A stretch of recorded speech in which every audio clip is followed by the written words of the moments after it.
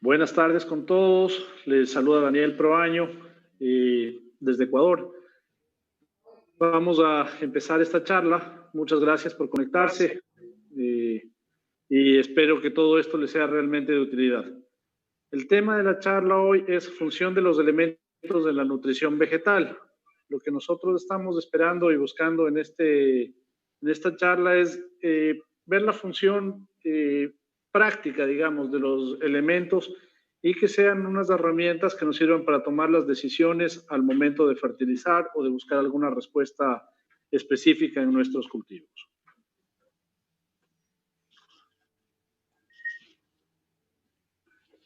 Tenemos los principales nutrientes no minerales, son el carbono, el hidrógeno y el oxígeno. La planta toma principalmente estos elementos del agua y del aire mediante la respiración y la evapotranspiración. Entonces, estos son los elementos que realmente, a excepción del agua, no tenemos nosotros cómo suministrarle a la planta, sino ella lo va a tomar naturalmente. Pero aquí es donde ya interviene lo que nosotros debemos hacer para mejorar nuestra nutrición. Como macronutrientes tenemos el nitrógeno, el fósforo, potasio, calcio, magnesio y azufre. Todos estos elementos suman apenas el 3.6% de la cantidad de materia seca total que tenemos en la planta. Entonces, ¿por qué le he puesto ahí un candado? Mientras que los microelementos le he puesto una llave. Nosotros podemos tener una casa, un auto, algo que físicamente sea muy grande, que eso representaría a los micronutrientes o a los macronutrientes. Pero si no tenemos una llave para encender el auto, no nos sirve. Si no tenemos una llave para abrir la fábrica, tampoco nos sirve. Entonces, he ahí la importancia de los micronutrientes. Si bien la cantidad que se requiere es pequeña, son la llave para que todo lo demás funcione. Entonces, por eso hay que tener mucha certeza de que se deben utilizar en la agricultura, sobre todo si estamos nosotros esperando obtener altos rendimientos. Vamos a empezar con el nitrógeno. El nitrógeno es requerido para mantener el crecimiento de la planta y sus órganos, ya que todo esto requiere de aminoácidos, proteínas, y el nitrógeno es una parte constitutiva de esas moléculas. Además, está presente en la clorofila, por lo tanto es indispensable para la utilización de la luz en la fotosíntesis. Como había dicho, es componente de aminoácidos, proteínas y muchísimas de las vitaminas, además que actúa en lo que es la división y la elongación celular. Es decir, que si nosotros queremos tener un fruto más grande, necesitamos que tener más células y por ende necesitamos de nitrógeno también para que tener células varias y grandes. Es requerido para la formación de materia verde, ya que al formar parte de la clorofila nos da este tipo de materia verde. Es muy móvil dentro de la planta y su exceso va a afectar la cantidad, las concentraciones de zinc, cobre y boro dentro de la planta. Incluso en ocasiones, cuando puede haber alguna intoxicación por exceso de boro, se recomienda colocar un poco de cantidades más altas de nitrógeno para disolverlo y así bajar el efecto de la fitotoxicidad. Como se ve en esta imagen, es muy importante para el tema de la fotosíntesis, es parte de la clorofila y es absorbido principalmente a través de las raíces. Los desbalances nutricionales como demasiado nitrógeno causa que el cultivo no madure, se mantenga en verde, muchas veces se va en vicio y no llega a fructificar. Entonces, si bien es muy importante el nitrógeno y es el elemento que normalmente más se aplica, principalmente como urea, debemos tener nosotros la consideración de que es un elemento al que debemos ponerlo de manera balanceada. Aquí está el ciclo biológico del nitrógeno. Como podemos ver, los desechos de las plantas, animales, incluso con la lluvia, permite que parte del nitrógeno, recordemos que la atmósfera tiene el 78% de nitrógeno, llegue al suelo. Hay bacterias fijadoras de nitrógeno en las raíces y bacterias fijadoras de nitrógeno en el suelo que lo van poniendo como nitrógeno disponible. Se transforma primero en amonio, luego en nitritos y finalmente en nitratos. La planta se alimenta como amonio, pero principalmente como nitrato. tenemos que el nitrógeno orgánico que viene de la materia orgánica del suelo no está disponible para las plantas. Necesita pasar por un proceso microbiano de descomposición y finalmente convertirse en nitrato o convertirse en amonio. El nitrógeno orgánico, ese sí está rápidamente disponible para las plantas, que lo podemos obtener en los fertilizantes químicos que normalmente trabajamos. ¿Para qué nos sirve el nitrógeno? Una vez que la planta toma el nitrógeno, debe ser principalmente aminoácidos, proteínas y clorofila. He ahí la importancia que nosotros tenemos de no solo aplicar nitrógeno, sino los otros elementos que permitan a la planta hacer esas moléculas. La deficiencia de nitrógeno nos va a tener una disminución en la producción de hojas, bajos rendimientos, plantas no saludables y pequeñas. También tenemos que en algunas especies, como en musáceas, empiezan a hacerse plantas como roseta. Sin embargo, no necesariamente es la única razón para que tengamos el arrepollamiento muy conocido en banano. Tenemos aquí algunas fotos en las que podemos ver las deficiencias de nitrógeno. Siempre la deficiencia de nitrógeno va a estar en las hojas viejas, porque como habíamos dicho, es un elemento altamente móvil en la planta. Entonces, una vez que está en una hoja, va a trasladarse vía floema al tejido más joven para que se pueda utilizar de mejor manera.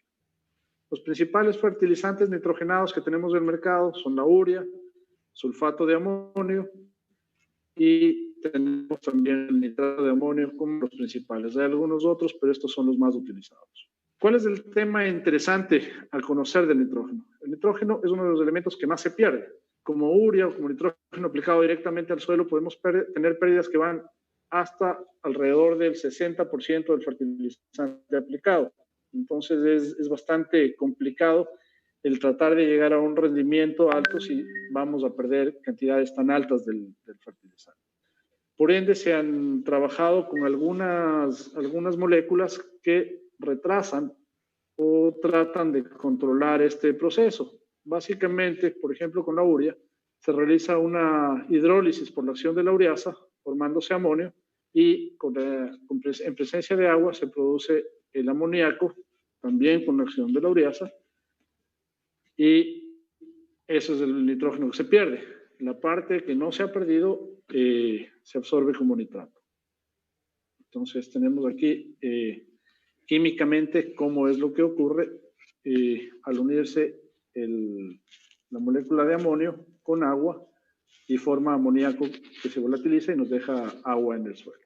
Entonces, para evitar esto, hay tecnologías que han bloqueado la acción de la ureasa, han ralentizado la acción de la ureasa o han matado principalmente a la nitrosomona. La más utilizada es controlar a la nitrosomona. Obviamente no se va a poder controlar solo la nitrosomona, pero es la principal productora de ureasa, sin embargo no es la única en el suelo. Tenemos otro tipo de tecnologías, como la tecnología Dura-U, que tiene una molécula que se llama monocarbamida de hidrógeno sulfato. Ese nombre raro lo que hace es ralentizar la acción de la ureasa, permitiendo que el nitrógeno esté más tiempo en el suelo sin volatilizarse y finalmente podamos nosotros tener una mejor absorción. Tenemos este producto que en IMASA lo manejamos como NitroKim, que es hoy por hoy uno de los nitrógenos más eficientes en el mercado, que justamente lo que hace es proteger el nitrógeno, además de aportar calcio, magnesio, azufre, zinc y boro, que ya vamos a ver la importancia de estos elementos con el nitrógeno para formar justamente los compuestos que habíamos hablado en un principio, aminoácidos, proteínas y algunos otros de estos. Y aquí vemos un ejemplo. En esta parcela se fertilizó urea, 2 sacos por cuadra, y NitroKim, 2 sacos por cuadra. Acá en el Ecuador los arrozales se manejan mucho por cuadra, que es algo menos de 1 hectárea. Pero la parte importante es que habiéndose aplicado al mismo tiempo, vemos 15 días después la respuesta al trabajar con NitroKim, que tiene esta protección para evitar la acción de la ureasa, versus lo que se logra con la urea. Otro de los elementos sumamente importantes en la planta, tal vez uno de los más importantes, es el fósforo. Sin embargo, por las cantidades que se aplican, no se le toma muchas veces tan preponderante, o no se da tanta preponderancia como tiene. Pero realmente es uno de los elementos sin el cual prácticamente nada sucede dentro de la planta, ya que es el elemento que le da la energía a la planta y le permite que se realice la fotosíntesis. Sin fósforo no se realiza fotosíntesis. Entonces es importante considerarlo con esto o asociarlo como el elemento que le va a dar la energía a la planta. ¿Y esto por qué? Está activo en la fotosíntesis y en la respiración, como habíamos hablado. Es importantísimo para la transferencia y almacenamiento de energía, principalmente con estas dos moléculas, ATP, que es adenosín trifosfato, y ADP, que es adenosín difosfato. Estas moléculas son energéticamente más concentrado su poder que lo que tendría una molécula de gasolina, por ejemplo. Entonces, ahí la importancia del fósforo dentro de la planta. Actúan dentro del crecimiento y la división celular, es decir, que sin fósforo la planta se vuelve raquítica, deja de crecer o incluso las células empiezan a morir. Al no hacer fotosíntesis, hay también la planta empieza a generar otro tipo de pigmentos para protegerse de los rayos solares. Por eso hay unas manchas un poco de color púrpura cuando tenemos deficiencia de fósforo. Es vital para la formación de las semillas, ayuda al desarrollo y crecimiento temprano en la raíz, entonces un suministro de fósforo permite un buen enraizamiento. No es un enraizador como tal, pero permite un buen enraizamiento. También ayuda a la transferencia de las características genéticas. Esto es importante al momento que la planta está creciendo, ya que permite que una célula que se multiplica sea igual a la anterior. Está presente en brotes y frutos en expansión, ya que le da la energía para que esa multiplicación celular se dé. Se entra mucho en los nódulos nitrificantes en las leguminosas. Realmente la planta le suministra fósforo a las bacterias para que puedan ellos captar el nitrógeno. Está activa la absorción de manganeso y su exceso va a limitar las cantidades de cobre, manganeso y zinc dentro de la planta. Esto un poco para entender qué hace el fósforo en la fotosíntesis. Al llegar los rayos de luz o los fotones de luz a la hoja, tenemos nosotros que el adenosín difosfato más la nicotinamida de nucleótido fosfato reducida más un fósforo inorgánico forman ATP y la nicotinamida de hidrógeno fosfato reducido. Esto, dentro del ciclo de Calvin, permite que se genere el azúcar y tomando el CO2 que viene de la atmósfera, liberando agua y CO2. Entonces, como les digo, el proceso de fotosíntesis que todas las plantas hacen y permite la vida en el planeta, no sería posible sin la presencia de fósforo. Tenemos aquí algunas plantas en las que vemos una deficiencia de fósforo. Como vemos, el tejido se quema debido a que no se puede hacer fotosíntesis. Tenemos factores que afectan la cantidad de fósforo en el suelo.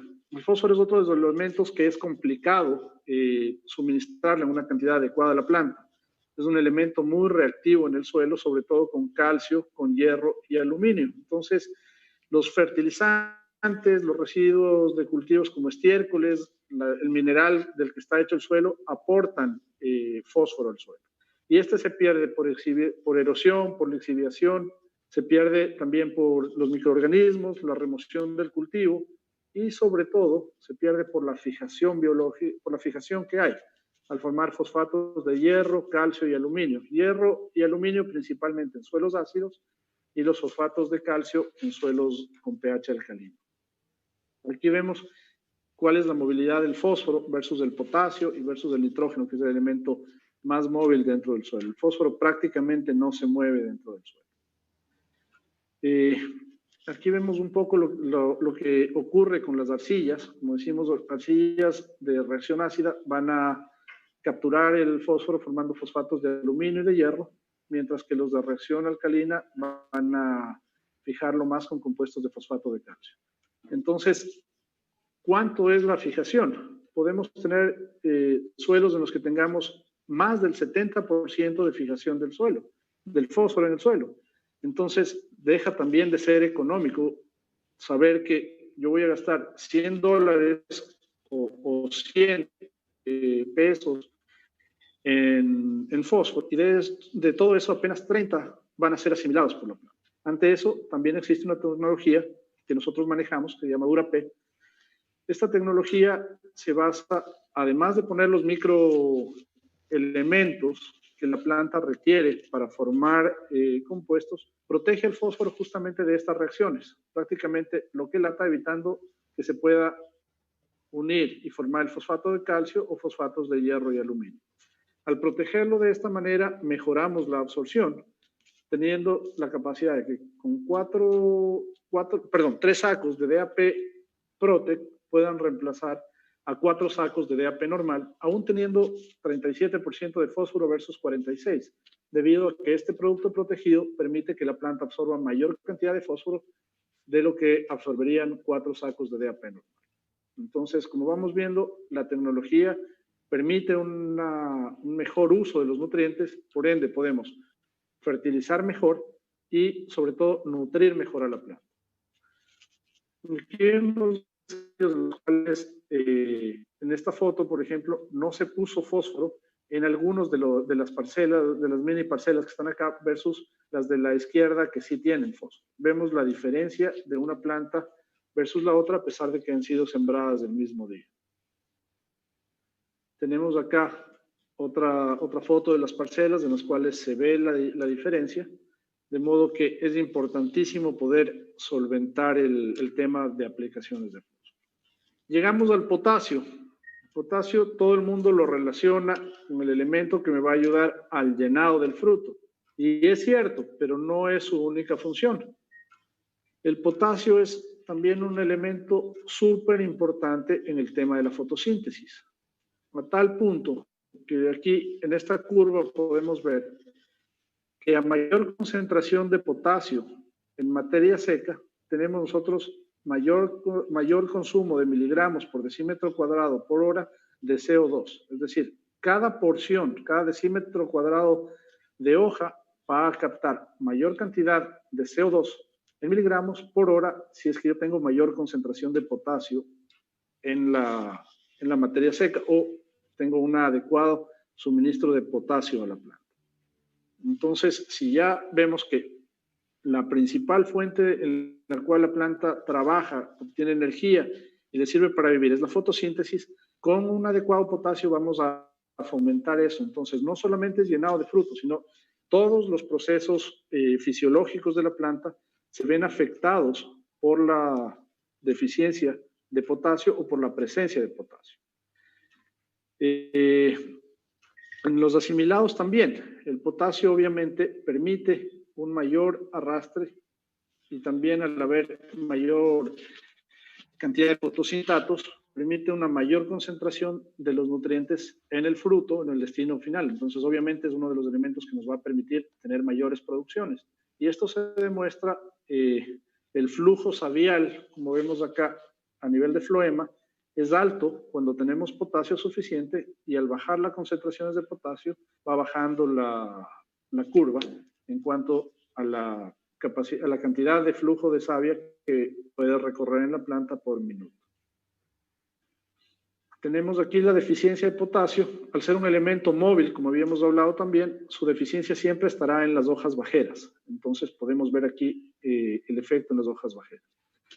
El potasio, otra cosa que es importante de mencionar, no forma ningún compuesto en la planta. No forma parte de aminoácidos, de proteínas, de vitaminas, de fenoles, de ningún compuesto. Pero la importancia del potasio está en que es como el jefe, el que hace que todos los procesos fisiológicos en la planta se den cuando él está presente. Tenemos aquí algunas deficiencias, como vemos siempre es una deficiencia en B, en hojas viejas, lo vemos en algunos cultivos. El potasio también es muy importante en la apertura y cierre de estomas. Eso también es uno de los efectos que se le confiere al potasio. Entonces, podemos tener una respiración, un manejo del agua en el caso de haber problemas de sequía, mucho más eficiente si tenemos adecuadas concentraciones de potasio en la planta que le permiten regular los procesos. Vamos con el magnesio. El magnesio es otro de los elementos básicos tanto para la planta como para la vida en la tierra, ya que es la parte central de la molécula de clorofila. Como vemos, está rodeado de 4 moléculas de nitrógeno y se forma la molécula de clorofila. Entonces, si nosotros aplicamos nitrógeno solamente, sin magnesio, no permitimos a la planta que pueda formar una molécula de clorofila. Por ende, el nitrógeno queda libre dentro de la planta y ese nitrógeno va a ser aprovechado por los insectos y las plagas y vamos a tener mucha mayor infestación que si le damos con los elementos que la planta requiere para formar los compuestos de nitrógeno. Esa es una de las ventajas de Nitroquim. Tiene magnesio, tiene los otros elementos y los vamos a ir enumerando. Para cultura general, vemos la molécula de hemoglobina. Nuestra sangre es roja porque tenemos la molécula de hierro en el centro de los 4 nitrógenos y es muy parecida a la molécula de clorofila que tiene el magnesio en el centro. Entonces, vemos que somos parte de una misma creación. Otro punto importante para ver en las deficiencias de magnesio es que siempre es una clorosis intervenal. Es un elemento móvil dentro de la planta. La clorosis lo vamos a ver entre las nervaduras. Como vemos, en monocotiledóneas está paralelo a la nervadura permanece un poco más verde. Y en dicotiledóneas ocurre de la misma manera. Tenemos el azufre. ¿Ya?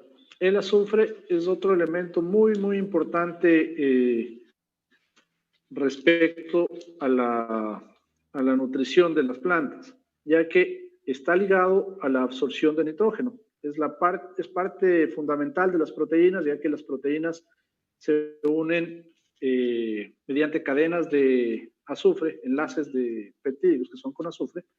Su función está ligada a las vitaminas sulfuradas, a la biotina, tianina y coenzima C.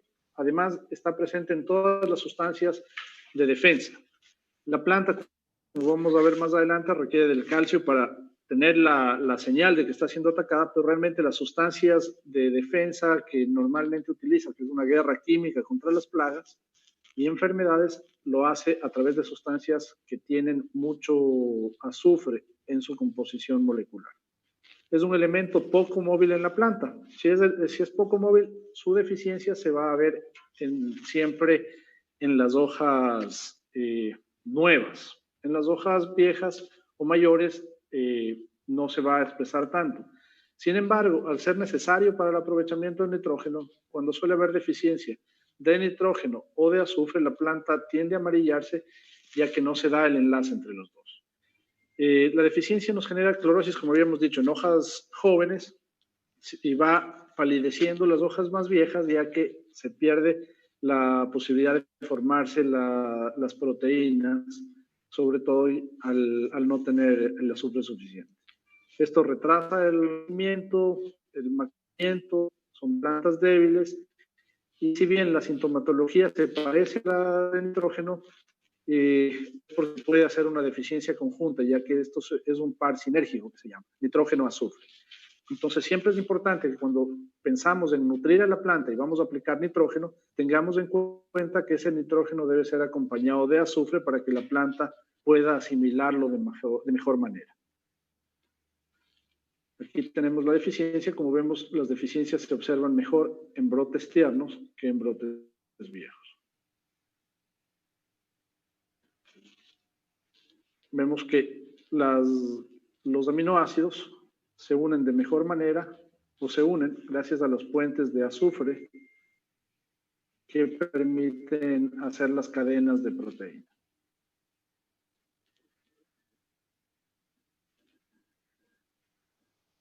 Aquí vemos, para diferenciar, claro, y tener siempre en cuenta el principio de que una deficiencia de nitrógeno va a aparecer en hojas viejas y la deficiencia de azufre en hojas nuevas, sobre todo al principio, después ya se vuelven a conectar y parece una sola deficiencia.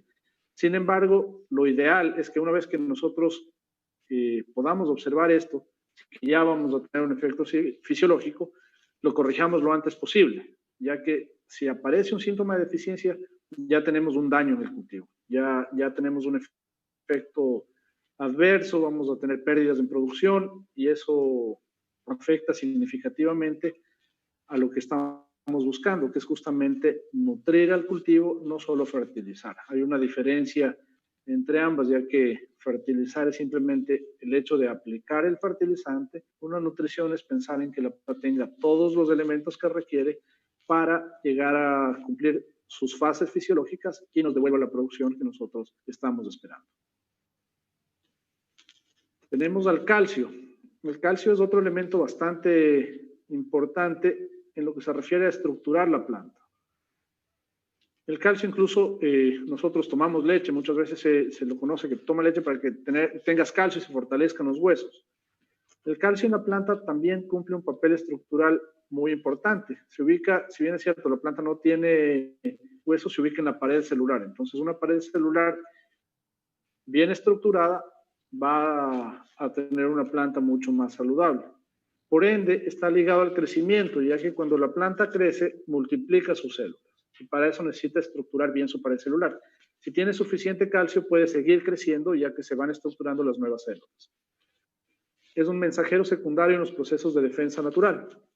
Este tema es súper importante, ya que la planta no puede moverse si es que le pica un insecto, si es que le está atacando un hongo, tiene que poder defenderse. Entonces, si es que el calcio le permite a la planta defenderse de mejor manera, nos va a ahorrar a nosotros costos en control de plagas y enfermedades, además de que nos va, por ende, a mejorar la calidad del producto, tanto en traslado como en percha, ya que va a durar más tiempo si tiene un suficiente suministro de calcio.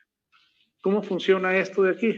Al tener un patógeno, ¿sí?, que está atacando a la planta, ¿sí?, nosotros vamos a tener que el calcio es el principal receptor que le indica al RNA mensajero que va del núcleo que está siendo atacado. Al tener nosotros esta recepción, ¿verdad?, por medio del calcio, el núcleo va a empezar a producir sustancias fitoalexinas, delicitores, que de otra forma no las produciría si no sabe que está siendo atacada, ya que no tiene un sistema nervioso.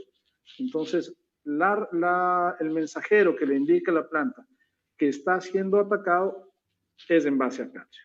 ¿Cómo funciona esto? En cuanto el núcleo recibe la acción o recibe la señal de que está siendo atacada, por ejemplo, la planta o el hongo o la bacteria va a secretar peptidoglucanasa. Esta peptidoglucanasa disuelve el peptidoglucano que protege a la pared celular para llegar hacia el interior de la célula y poder comérsela. Entonces, la planta se defiende botando este inhibidor de peptidoglucano o de peptidoglucanasa y detiene el ataque de la planta. Gracias a la respuesta es más o menos temprana, más tardía o temprana, dependiendo de tener un buen suministro de calcio en la planta. La deficiencia de calcio va a generar necrosis en los brotes. Esto obviamente se debe a que si yo tengo una pared celular que no está bien estructurada, se va a romper rápidamente. Al romperse las células se van a necrosar. Entonces esa es la razón por la que hay una necrosis en los brotes que uno puede confundir con una enfermedad y se debe principalmente a deficiencia de calcio. Hay un deficiente o un escaso crecimiento radicular, ya que la cofia necesita bastante calcio y para que haya crecimiento la planta necesita en raíces principalmente una célula fuerte para poder ir explorando el suelo. Entonces, si es que no tengo calcio, la planta no tiene la fuerza para estructurarse y poder seguir creciendo su raíz y explorando más suelo. Hay necrosis en el ápice del fruto, eso ya lo vamos a ver, y en banano es muy famoso el fruto explosivo por deficiencias de calcio. Estas manchas que vemos en la fruta, hay muchos productores que la pueden confundir con una plaga, una enfermedad, algo que le está dañando al fruto y lo van a fumigar muchas veces sin saber que simplemente esto se soluciona con aplicaciones de calcio, al igual que los frutos explosivos en banano que son rechazados para la exportación. Tenemos acá en tomate, en la remolacha, la quemazón de los ápices. Nosotros podemos resolverlo simplemente con aplicaciones de un nitrato de calcio. El nitrato de calcio es muy rápidamente asimilable. Si nosotros queremos solventar una deficiencia de calcio aplicando un yeso, que sería un sulfato de calcio, o un carbonato de calcio, eso va a tardar muchos años en que la planta lo pueda absorber. En cambio, nitrato de calcio es una inyección a la vena. Eso va la planta a tomarlo rápidamente y poder satisfacer las deficiencias que tenga. Entonces, dentro de la solución nutritiva o de la fertilización que nosotros vayamos a hacer, tenemos que incluir el calcio. Sí hay que tener ciertas consideraciones en cuanto al antagonismo que hay entre calcio, magnesio y potasio, para, sobre todo si es fuerte riego, tratarlos o disolverlos en tanques separados. No se puede en fuerte riego poner todos los elementos en un mismo tanque porque va a haber reacción y la planta no lo va a absorber. Vamos al boro. Este es uno de los elementos que más interesantes son y más funciones importantes puede tener dentro de la planta, pero también es uno de los elementos que más complicaciones puede dar al momento de trabajarlo. Ya que el boro es como trabajar entre la deficiencia y la toxicidad por el filo de una navaja. Entonces, es un elemento que muy fácilmente entra en deficiencia, pero también es fácil llegar a la toxicidad. Entonces, hay que ajustar bastante bien los momentos en los cuales se va a aplicar el boro y las dosis que vamos a aplicar. Como funciones principales tenemos la germinación de los granos de polen. Sin boro, simplemente el proceso de polinización no se da porque ni siquiera va a germinar el grano de polen, como ya lo vamos a ver más adelante. Es vital en la formación del tubo polínico. Eso es básico. Un fruto que no, o un producto que no tenga boro no va a poder polinizar y vamos a tener grano vano en arroz, una mazorca incompleta en maíz, un fruto mal formado, incluso deforme por falta de boro, además de que es uno de los elementos de la calidad, ya que junto al calcio actúa en la estructuración de la pared celular, actúa en la formación de proteínas, por lo tanto también interviene en el tema del mejor uso del nitrógeno y es uno de los elementos también sumamente importantes en la translocación de azúcares. Un adecuado suministro de boro va a hacer que los grados Brix de nuestro fruto estén siempre en mejores concentraciones. Tenemos el grano de polen. El grano de polen es esta pepita aquí cerrada, ¿sí? Y tiene que germinar el grano de polen. Para que se pueda polinizar, tiene que reventar el grano de polen y salir los gametos masculinos y el núcleo, que es el que forma el tubo polínico. Si es que no germina esto, no va a ocurrir la polinización. Y esto se da siempre que nosotros tengamos presencia de boro. Además, el punto más importante aún, germinó el grano de polen, pero todo este estilo de la parte femenina de la flor es como que fuera una espumaflex. Entonces, si llega un grano de arena, que sería el grano de polen, muy difícilmente puede llegar por sí solo, o sea, es casi imposible, ya que esto no tiene canales para que esto pase. Tiene que taladrarse un tubo polínico que se da mediante un solvente. En este caso, el solvente es ácido bórico, que la planta naturalmente lo tiene que generar para que esto se dé. Si ponemos ácido bórico directamente, lo vamos a quemar. Entonces, germina el grano de polen, empieza a formarse el tubo polínico con los núcleos espermáticos y va creciendo mediante el núcleo vegetativo. Este hueco de aquí o este tubo se paraliza y no llega a fecundar si es que no tenemos suficiente boro. Al tener un boro suficiente, polinizamos esto, logramos la fecundación y vamos a tener un fruto adecuado. Entonces, he ahí la importancia de tener un suministro de boro constante. Ahora, ¿cuál es el problema con el boro? El boro es un elemento muy lento, muy poco móvil en la planta. Entonces, si es que tenemos incluso días que no son muy soleados y me coincide con floración, voy a tener muchos problemas de polinización. Por eso es importante en el boro, sí, pensar en aplicaciones foliares. Ya vamos a ver un poco cómo esto se maneja, ya que es un microelemento, se requieren pequeñas cantidades, pero me puede ayudar con esto. La deficiencia del fruto, la deficiencia de boro va a generarme una deficiencia que afecta al amarre y la formación y la fecundación de los frutos. Entonces, es muy difícil tener un fruto de calidad comercial si tengo yo una deficiencia de boro. Además que el boro me afecta en generar una deformación de los tejidos, de modo que no solo influye al momento de la polinización, sino en momentos previos para que todos estos órganos, tanto el polen cuanto los ovarios y toda la estructura del óvulo y todo se forme bien en la planta, se requiere que haya una presencia de boro que al momento de darse la división celular y especialización celular permita que sea esta de una manera correcta. Entonces, cuando una célula se divide y se especializa, si yo tengo boro y molibdeno, como vamos a ver más adelante, vamos a tener una replicación correcta y por ende un órgano sexual bien formado que me va a permitir que se polinice. Tenemos aquí unos ejemplos de deficiencia de boro en alfalfa. La semilla de boro en maní, la semilla con deficiencia de boro en maní no se llena, ya que también influye en lo que es la transferencia o la transportación de azúcares. Y vemos en tomate. Esto pasa en general en los frutos. Cuando la semilla poliniza, la planta empieza a botar incluso hormonas y se llena la fruta, empieza a formarse correctamente toda la parte comestible de la fruta alrededor de la semilla. Si no tenemos semilla, obviamente no se forma bien, no hay nada que llenar y tenemos fruto mal formado, como vemos en estos tomates y en esta frutilla. Vemos también este tema en la papaya. Un producto bastante interesante para poder hacer un aporte temprano de boro, un aporte correcto de boro, este microquel cuaje. Es un producto súper bien formulado. Me gusta mucho la inteligencia en la formulación, ya que como vemos tiene nitrógeno que viene a partir de aminoácidos, pero tiene un alto contenido de fósforo, tiene un buen contenido de boro, 8%, y 2% de molibdeno.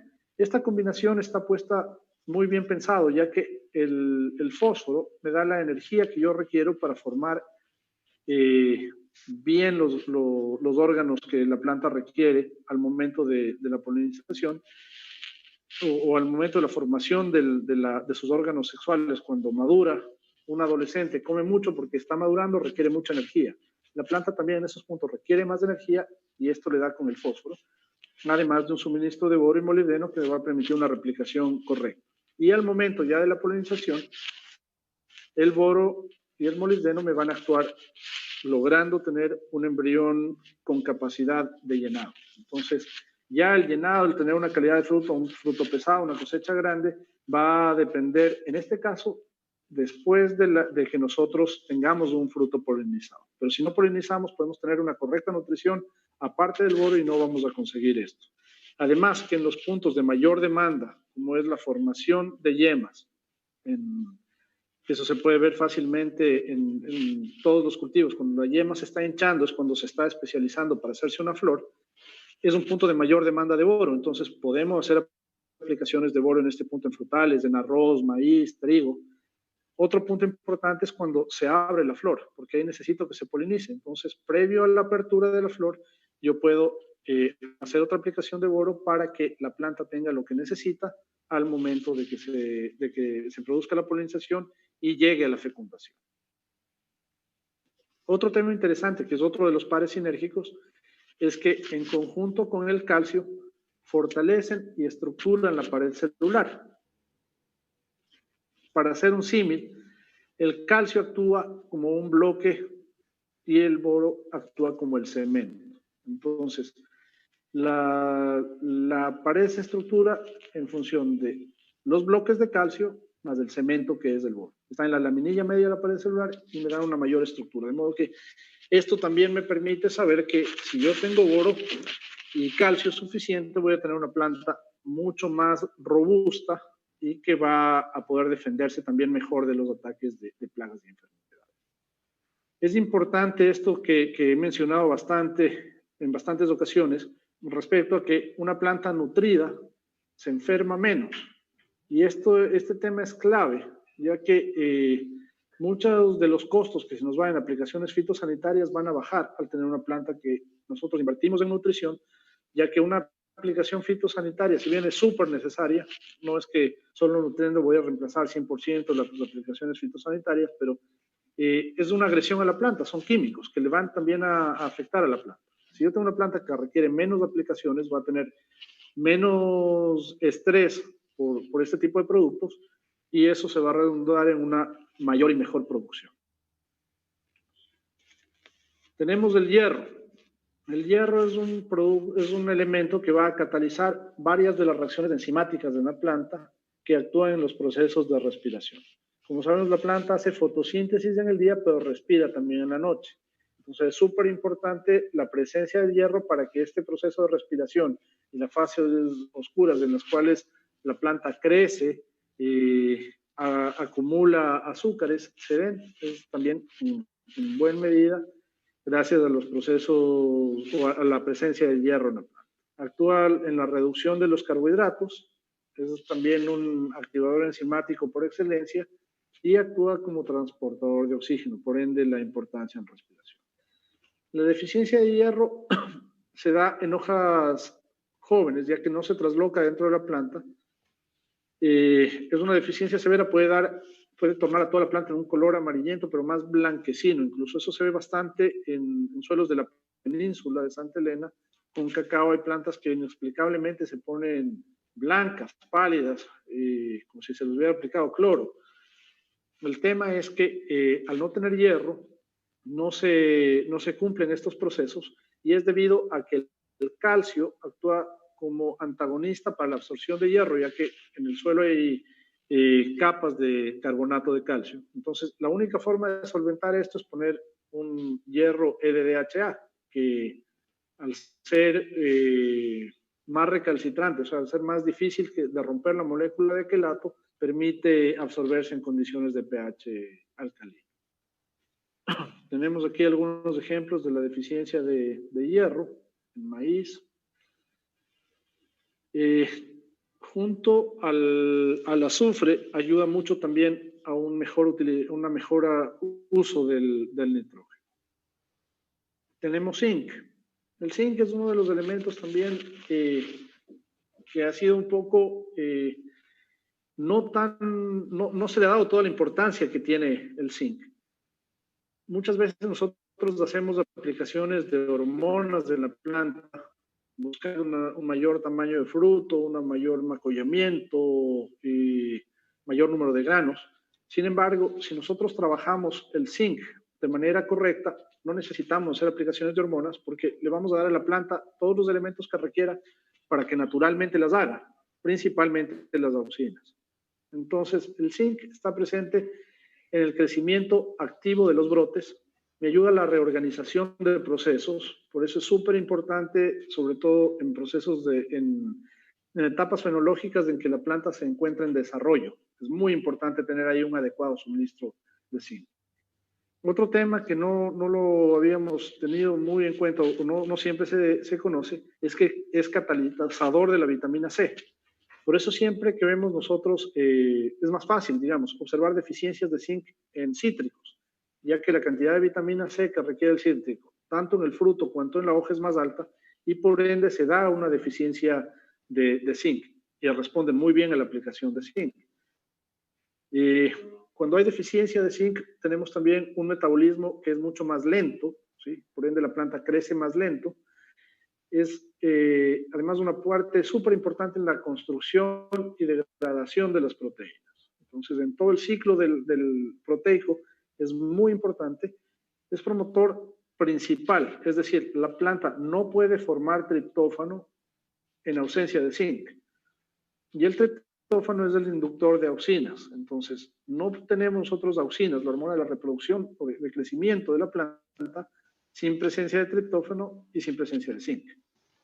Entonces, aplicaciones tempranas de zinc, sobre todo, podemos ver un efecto brutal en plantas monocotiledóneas, maíz, arroz. Si se hacen las aplicaciones entre 17 a 21 días después del trasplante, vamos a ver resultados realmente asombrosos en cuanto al macollamiento o a la mejor formación de la planta y desarrollo de la planta, aplicando zinc, sin tener un efecto rebote en la planta. Obviamente, las dosis que tienen que ir va acorde a los requerimientos del cultivo, no sobreaplicar, pero aplicaciones que estén alrededor de, incluso foliares, alrededor de 500 a 300 centímetros cúbicos por planta, es suficiente para tener un buen suministro y darle la señal a la planta de crecimiento y desarrollo en función de una mayor producción hormonal. La deficiencia de zinc me genera un crecimiento pálido y atrofiado en los brotes. Eso es fácil de ver, un brote muy atrofiado, definitivamente zinc. En el maíz se torna el ápice un color amarillamiento claro, medio blanquecino, y en árboles frutales vemos unas hojas que empiezan a enanizarse, sobre todo en brotes nuevos. No se ve eso, la deficiencia de zinc se va a ver siempre en los brotes nuevos de las plantas.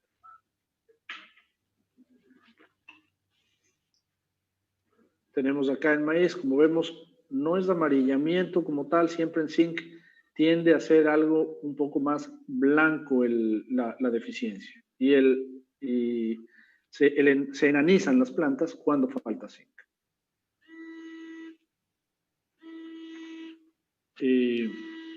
Otro punto interesante es que que el zinc al formar los aminoácidos permite que se hagan justamente las cadenas proteicas. Entonces, el producto que habíamos hablado, Nitroquim, tiene zinc justamente para que al ingresar el nitrógeno a la planta pueda formarse un aminoácido, pueda formarse también con el azufre que tiene una proteína y la planta pueda asimilar de manera correcta el elemento que nosotros estamos aplicando, que es principalmente el nitrógeno. El manganeso. Este es un elemento que está presente en la síntesis de sustancias nitrogenadas, así que, perdón, justo por eso es tan importante ponerlo junto al zinc, ya que las sustancias nitrogenadas principales que formamos con esto son también algo de proteínas, vitaminas. Está relacionado con la formación de flores y frutos muy directamente. Ayuda al metabolismo del fósforo.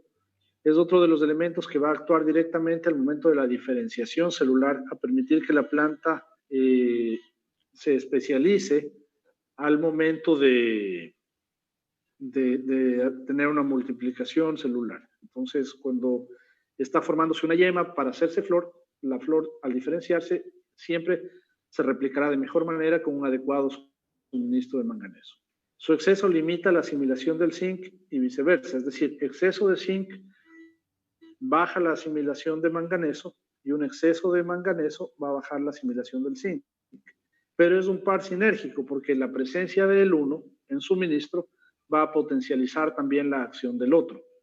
Entonces, esta es una de las ventajas principales que nosotros aprovechamos para poder aplicar un producto como Siman. Este producto tiene zinc y tiene manganeso, por ende el par sinérgico. Si nosotros aplicamos este producto principalmente en etapas de desarrollo, vamos a potencializar la producción o la generación del triptófano y por ende de las auxinas, favoreciendo la multiplicación celular. Tenemos aquí unos síntomas de deficiencias del manganeso y es un elemento muy importante, sobre todo en leguminosas, ya que de la simbiosis con el rizobium y por ende la fijación biológica del nitrógeno.